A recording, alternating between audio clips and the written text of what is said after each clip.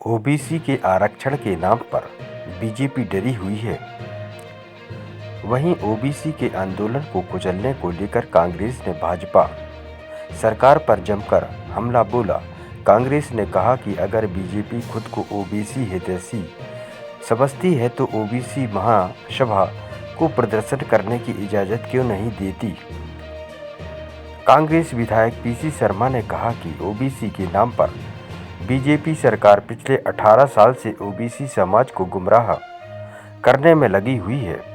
कांग्रेस नेता पीसी शर्मा ने मीडिया से चर्चा करते हुए कहा कि कांग्रेस शुरू से लेकर आज तक ओबीसी वर्ग को 27% आरक्षण देने की पक्षधर रही है। दिग्विजय सिंह सीएम रहते हुए वर्ष 1994 में प्रदेश के सबसे पहले पंचायत चुनाव में ओबीसी और आदिवासी समाज को आरक्षण देकर देश के सामने एक मिसाल पेश किया है।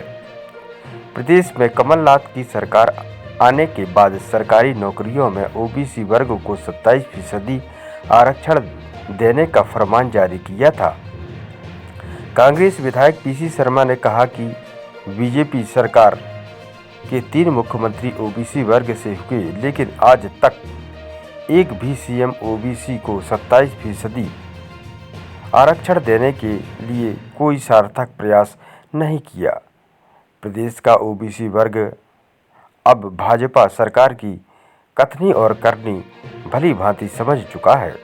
पीसी शर्मा ने कहा कि भोपाल में पुलिस कमिश्नर प्रणाली लागू होने से पुलिस पूरी तरह से तानाशाह हो चुकी है। अपनी जात का विकास किया, अपनी जात के लोगों को आगे बढ़ाया ओबीसी। शिवराज सरकार पूरी तरह से तानाशाह हो गई है। निश्चित तौर पर तानाशाह हो गई। जो भी जनहित की बात को उठाता है उसको धारा 144 की बात करके और कोविड की बात करके उसकी बात को दबा दिया जाता है। विपक्ष अगर कोई परमिशन मांगता है तो वो परमिशन ये देते नहीं है।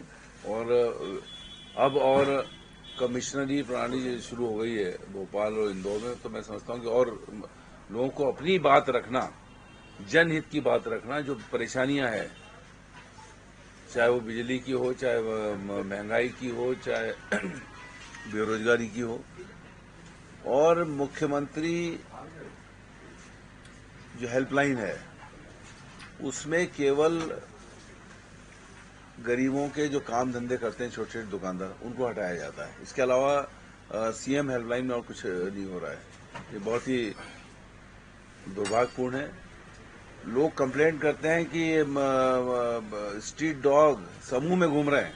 कल जो घटना हुई कि एक बच्ची को 5 डॉग ने घेर के उसके कान और लहूलुहान कर दिया, लेकिन वहां टीम है, पर उस पर एक्शन नहीं हो रहा है। लेकिन अगर कोई अपनी बात उठाएगा तो उसको उठा के बंद कर देगी सरकार।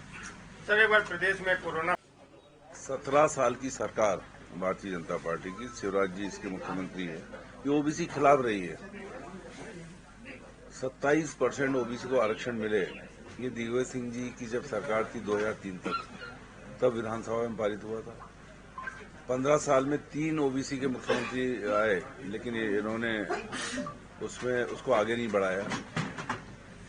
फिर कमलनाथ जी की सरकार आई, फिर 27% आरक्षण किया। अभी इन्होंने चुनाव जो कराए तो सुप्रीम कोर्ट ने कि वहाँ इनके वकील न तो हाई कोर्ट में न सुप्रीम कोर्ट में ओबीसी की बात कर पाए, और उन्होंने कह दिया कि पंचायत चुनाव बगैर ओबीसी के हो। आज लोग पूरे परेशान हैं। ओबीसी पंचायत चुनाव कैंसिल हो गए, लेकिन ये सरकार पूरी तरह से फेल हुई। कमलनाथ जी ने इस मामले को विधानसभा में उठाया कि भाई ओबीसी के साथ ही चुनाव होना चाहिए, बगैर ओबीसी के चुनाव न हो। और निश्चित तौर पर आज मुख्यमंत्री निवास जा रहे थे बात करने के लिए, तो ओबीसी के नेताओं को गिरफ्तार कर लिया, और ऊपर से ये कहेंगे कि कोविड है, लेकिन बाकी सब चीजें हो रही। मेला हो रहा है बीएचएल में, वहां कोविड नहीं है, लेकिन बाकी कोई अपनी बात करे, अपनी मांग करे तो कोविड है।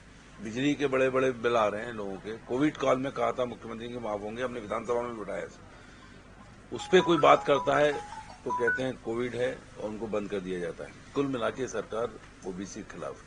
आपको लगता है कि प्रदेश में